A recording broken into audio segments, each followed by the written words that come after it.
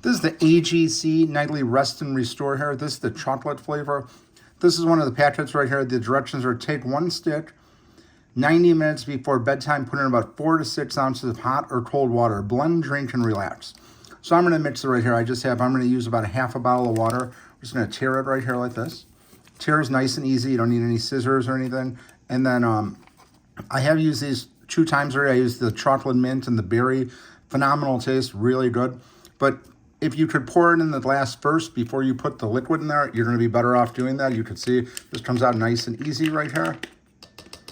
You can see it just covers the bottom. And I'm going to put, it says 4 to 6 ounces. I'm just going to use half of this bottle right here. So that's going to be about 8 ounces, something like that. We'll just fill it up. Pretty much like right there, that's what I've been doing.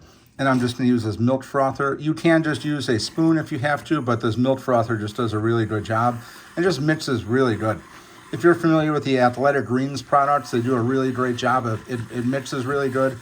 But if you have a frother, it definitely just pays off. It just mixes really well. You can see here, it all dissolves in here. No issues with it at all. You just do a little bit more of a mix.